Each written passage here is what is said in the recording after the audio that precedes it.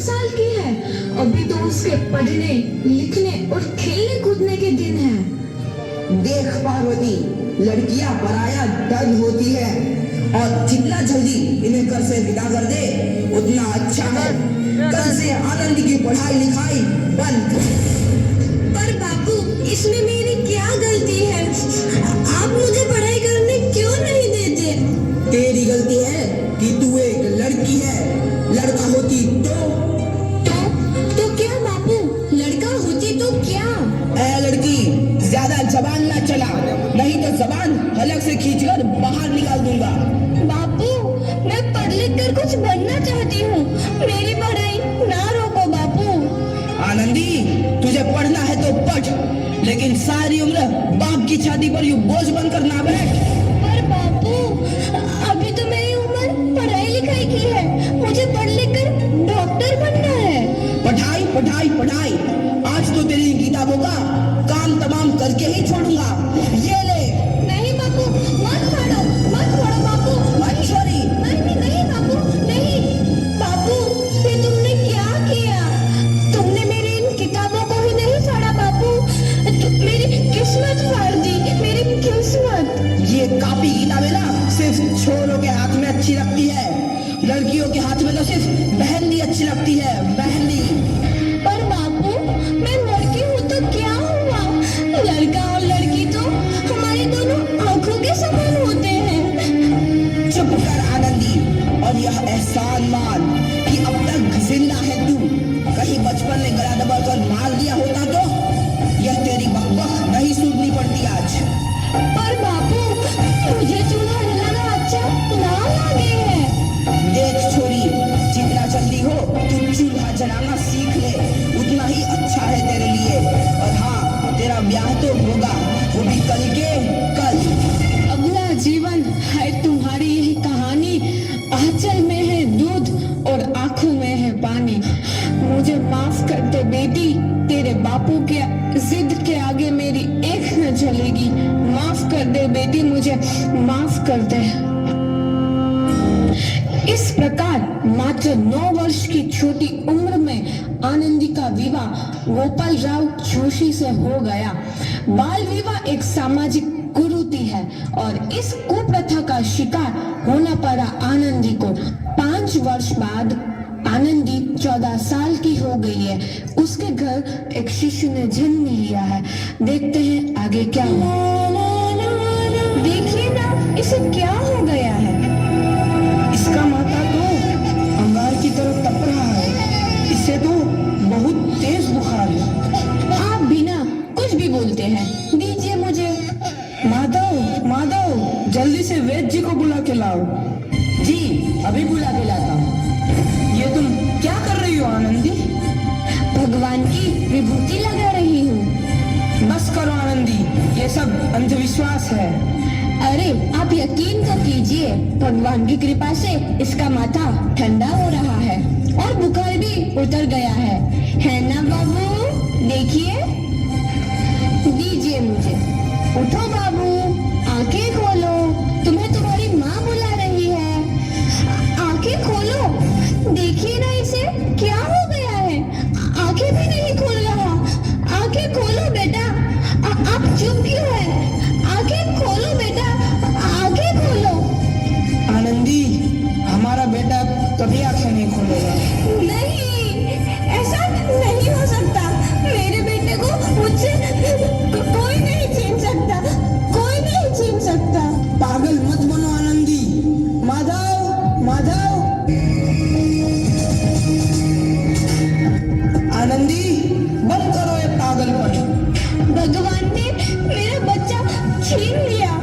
भगवान ने नहीं, तुम्हारी अशिक्षा और अंधविश्वास ने तुम्हारा बच्चा छीना है। अगर तुम पढ़ी लिखी होती तो आज हमारा शिशु जीवित होता। तुम अनपढ़ थी आनंदी, अनपढ़। नहीं, अब मैं अनपढ़ नहीं रहूंगी। नहीं रहूंगी मैं अनपढ़। मैं पढ़ूंगी ताकि कल किसी और आनंदी को इलाज के अभाव में अपना बच्चा ना खोना पड़े। शाबाश आनंदी, और यही तुम्हारे अपराध के लिए प्रायश्चित भी है।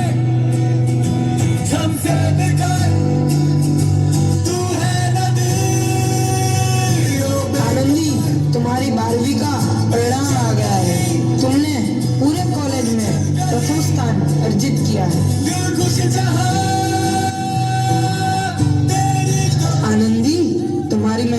रंग लाई है, तुम्हें शिक्षा वृत्ति मिली है, ये लो तुम्हारे अमेरिका जाने की टिकट। मुझे शिक्षा वृत्ति मिल गई, मैं अमेरिका जा रही हूँ। पर ये सब मैं अकेले कैसे कर पाऊंगी? दी, अपना आप को इतना कमजोर क्यों समझ रही हो? फिर इतना पढ़ने लिखने का क्या फायदा? तुम अभी गवार की गवार नहीं हूँ मैं अब गवार।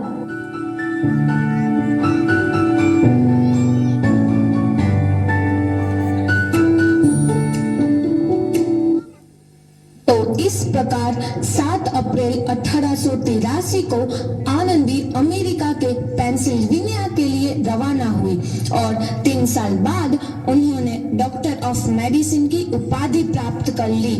इधर आनंदी के पिता की तबीयत बहुत खराब है।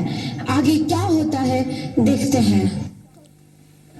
लगता है अब मेरे जाने का समय आ चुका है और मैं नहीं बचूंगा। ऐसा मत बोलो, शहर के सिटी हॉस्पिटल में अमेरिका से डिग्री लेकर कोई बड़ा डॉक्टर आया है, एक बार वहां चलकर दिखा लेते हैं।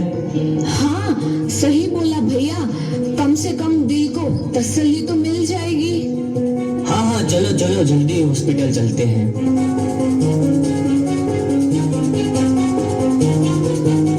इस मरीज की हालत तो बहुत ही खराब है। कोई चमत्कार ही इसे बचा सकता है। ऐसा मत बोलो भाई, डॉक्टर साहब कब तक आ जाएंगे? लो आ गई डॉक्टर मैडम। डॉक्टर मैडम जल्दी देखिए, मरीज की हालत बहुत ही खराब है।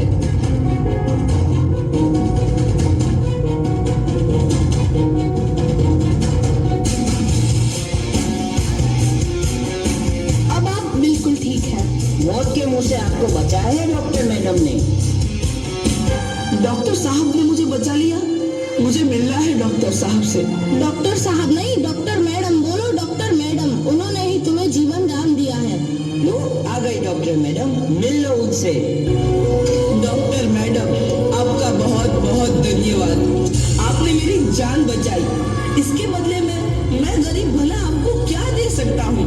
वचन, वचन चाहिए मुझे कि कभी ये नहीं कहोगे कि लड़कियां कुछ नहीं कर सकती। वचन? ये कैसा वचन? अरे श्यामलाल, तुमने पहचाना नहीं? तुम्हारी बेटी आनंदी। आनंदी? मेरी बेटी आनंदी डॉक्टर? हाँ बापू, वही आनंदी जिसके लिए बचपन में तूने चूल्हा और दूल्हा के अलावा कुछ नहीं सोचा था। आनंदी, आनंदी मेरी बेटी, मुझे माफ कर दे। मैं तेरा गुनहगार हूँ बेटी। नहीं नहीं बापू, वही आनंदी जिसके हाथ पीले करके तुम उसकी सारी जिंदगी काला कर देना चाहते थे। माफ कर दे मुझे मेरी बच्ची, माफ कर दे। मैं तेरा अपराधी हूँ मेरी बच्ची, माफ कर दे। नहीं बापू, मैंने तो तेरा एहसान चुकाया है। याद है ना अपना एहसान जो बचपन में तुमने मुझ पर किया था? गाने सुना सुना कर जीते जी मार डाला था मुझको। अब बोल, और किस किस को मारेगा? आनंदी बेटी, मुझे माफ कर दे मेरी बच्ची, मैं तेरा गुनहगार हूँ। बापू, आपने ही तो बोला था किताबें सिर्फ बेटों के हाथ में अच्छी लगती है, बेटियों के हाथ में तो सिर्फ मेहंदी। बेटों और बेटियों में फर्क करना तो आंखों में फर्क करने समान है। एक का पढ़ना और दूसरे का ना पढ़ना सामाजिक अंधकार है बापू, सामाजिक अंधकार। काहे मांगता हूँ मैं तुझ जैसी बेटी का, जिसने सारी उम्र मुझसे कुछ ना मांगा। मांगा तो सिर्फ बराबरी का दर्जा। वरना सच तो यह है कि मैं तेरी माफी के लायक भी ना हूँ। मुझ जैसा बाप तेरी बराबरी कर सके, उसके मैं लायक भी ना हूँ मेरी बेटी, लायक भी ना हूँ। अपने बापू को क्या माफ नहीं करोगी आनंदी? माफ कर दो आनंदी, माफ कर दो। सुबह का भूला यदि शाम को घर लौट आए तो उसे भूला नहीं कहते। बापू। तो इस प्रकार आनंदीबाई जोशी ने अपनी मेहनत और अटूट इरादे से न केवल भारत की पहली महिला डॉक्टर बनी, बल्कि आगे चल के उन लड़कियों के लिए सुनहरा रास्ता दिखा गई जो जीवन में कुछ करना चाहते थे।